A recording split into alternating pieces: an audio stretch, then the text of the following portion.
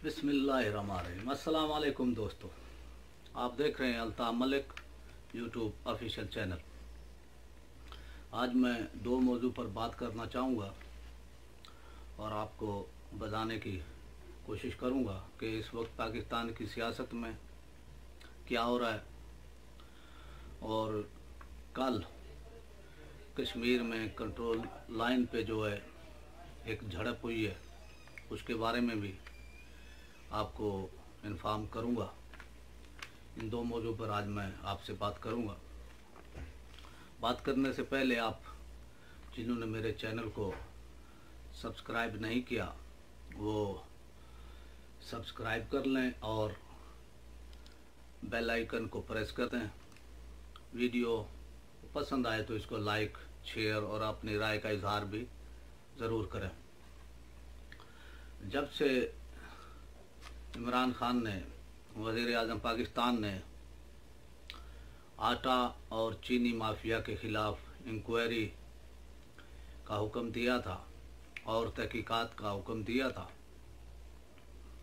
तो उस टाइम से जो चीनी माफिया और आटा माफिया वो बेचैनी का इजहार वो कर रहा था। और जैसे ही ये रिपोर्ट वाजिद ज़िया साहब ने सबमिट की है, हुकूमत को वो दे दी है, तो वो फिर उसके कुछ हिस्से बाहर भी आए हैं और कभी ये मीडिया की वो तरफ से, कभी सियासी मुखालफिन की वो तरफ से, कभी जो भी इमरान खान से नाराज़ हैं उनकी तरफ से ये कहा गया कि ये तो ना फ़ौज की वो तरफ से शाये हुए हैं, इसमें इमरान खान का कोई यानी वो नहीं है। इमरान खान तो ये शाये भी नहीं करना चाहते थे। लेकिन अब हकीकत हाल का सबको पता चल गया है कि इस वक्त क्या हो रहा है। और इस वक्त इमरान खान ने अपनी अथॉरिटी भी साबित की है। ये इंक्वायरी रिपोर्ट शाये करने के हवाले से भी जो ऐलान किया है 25 तारीख को। दूसरी अथॉरिटी, उन्होंने जब फजल रहमान एक लश्कर लेकर आए थे इस्लामाबाद को फतह करने के लिए, उस वक्त भी उन्होंने अथॉरिटी साबित की थी। जब जहांगीर तरीन को जो बात करने वाली वो कमेटी थी, मुज़ाकराती कमेटी थी, उससे अलग किया था, उस वक्त भी उन्होंने अपनी अथॉरिटी साबित की थी। अब चलते हैं जो मौजूदा पाकिस्तान के हालात हैं। और इस वक्त सियासत में बहुत हलचल है और इस हलचल को मज़ीद कल होने वाली मुलाकात ख्वाजा साद रफ़ीक, उनके भाई सलमान रफ़ीक की चौधरी वो परवेज़ इलाही से मुलाकात थी, तो इसमें भी बड़ी सियासी शेमगोइयाँ की जा रही हैं और चौधरी बरादरान को पंप किया जा रहा है। जहांगीर खान वो तरीन की वो तरफ से भी, कुछ और लोगों की वो तरफ से भी बहुत पंप किया जा रहा है, उनको उकसाया जा रहा है कि आप आएँ, आप वो क़यादत करें, पंजाब में हुकूमत जो तब्दील है उस्मान बुज़दार की, इसको तब्दील करें आप और आप सीएम वो बने। उनके दिल में भी हलचल है, मचल रही है। लेकिन इस वक्त कम्प्लीटली जो भी सियासी सूरत हाल है वो इमरान खान के हाथ में है, इमरान खान के कंट्रोल में है, ऐसी कोई बात नहीं है। और जो वबाई मर्ज़ के हवाले से उन्होंने इक़दामात उठाए हैं, जो एक ह्यूज पैकेज वो दिया है वो कौम को, और जिस शफाफ अंदाज से, जिस कंप्यूटराइज उससे वो दिया है, इसमें इमरान खान की मकबूलियत में इजाफ़ा हुआ है। और दूसरी तरफ जिन्होंने इस ह्यूज पैकेज में से जो पहले की वो तरह वो थी, आते थी कि भाई आवाम को वो पूरा हिस्सा नहीं वो देना, किसी में से 500 काटे गए, किसी में से 1000 काटे गए, उनको भी अरेस्ट किया गया। पूरे पाकिस्तान से 40 अफराद को अरेस्ट भी किया गया। तो इस वक्त सियासी तौर पर जो है, जो पोजीशन है, जहांगीर खान वो तरीन जो है जो भी ये आया है तो वो उन्होंने टीवी चैनलों पे इंटरव्यू दिए और इमरान खान पर भी कुछ इल्ज़ामात, फिर एहसान भी हिताए कि मैं इमरान खान को सीएम बनवाया, मेरे मशवरे से मेरा जहाज़ इस्तेमाल हुआ, मैं वो पैसा खर्च किया।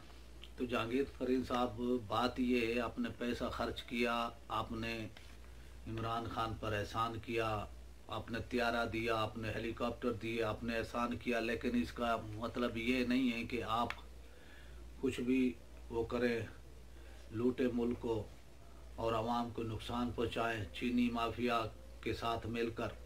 इसकी तो इजाज़त कतई नहीं है।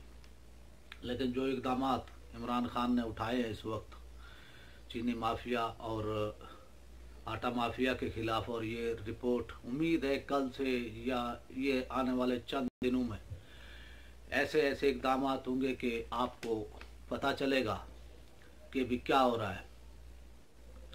अब फैसला कर लिया इमरान खान ने कि भाई ये टोला, ये माफियाज के ख़िलाफ़, चाहे वो बिल्डर माफियाज हों, चाहे अब दूसरा वो कमीशन कैम्प किया था 9 महीने की रिपोर्ट के बाद 24,000 अरब रुपए जो पाकिस्तान ने कर्ज लिया, पिछली हुकूमतों ने कर्ज लिया 24,000 रुपये, उनमें से 450 अरब गायब, उनका कोई हिसाब नहीं, उनका कोई वो कुछ भी हिसाब नहीं है, वैसे यानी खूह खाते वाला हिसाब किया हुआ है। तो वो भी रिपोर्ट अब अनकरीब जो है मिल गई है, वो भी गवर्नमेंट को, और उसको भी जारी किया जाएगा उससे। और आटा और चीनी माफिया की जो इंक्वायरी हुई, इस रिपोर्ट से इस वक्त चीनी माफिया, आटा माफिया, जो भी माफियाज है वो परेशान है, इस वक्त बहुत परेशान है, और वो हाथ पांव मार रहे हैं कि अपने बचने के हवाले से कि वो बच जाए। लेकिन उम्मीद है कि आने वाला वक्त अब उनके लिए बहुत वो कठिन है और उनका ठिकाना जेल है अब इंशाअल्लाह। अब पाकिस्तान में जो इमरान खान ने इक़दामात उठाए हैं, स्टेप बाय स्टेप उठा रहे हैं, तो इंशाअल्लाह ये माफिया जल्द अपने अंजाम को पहुंचेगा।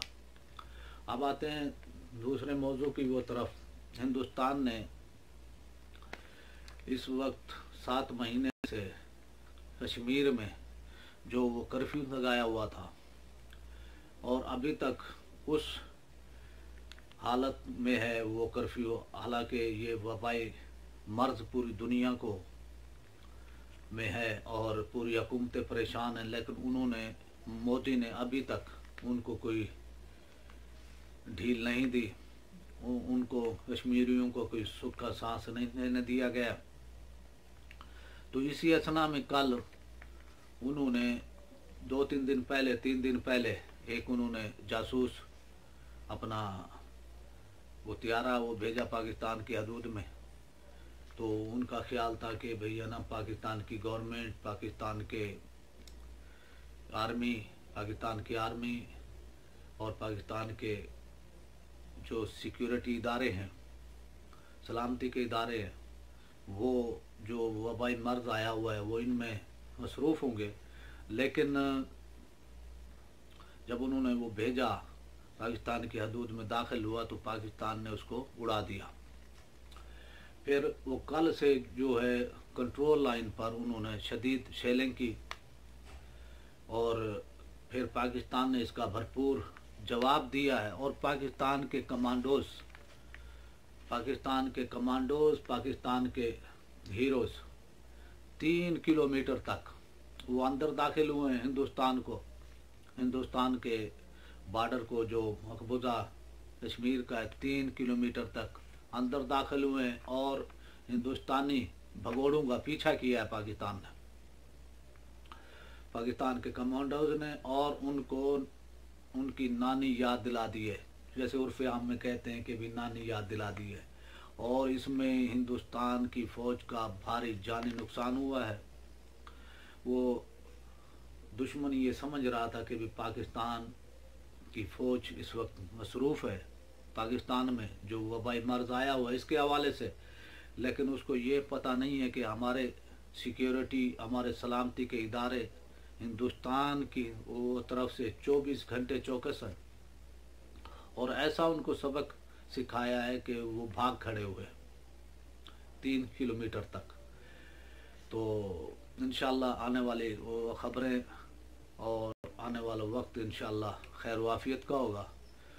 तो आपसे फिर एक छोटी सी रिक्वेस्ट, आप मेरे चैनल को सब्सक्राइब कर लें, बेल आइकन को प्रेस कर दें। वीडियो पसंद आए तो इसको लाइक, शेयर और अपनी राय का इजहार कमेंट्स की सूरत में भी करें। पाकिस्तान जिंदाबाद।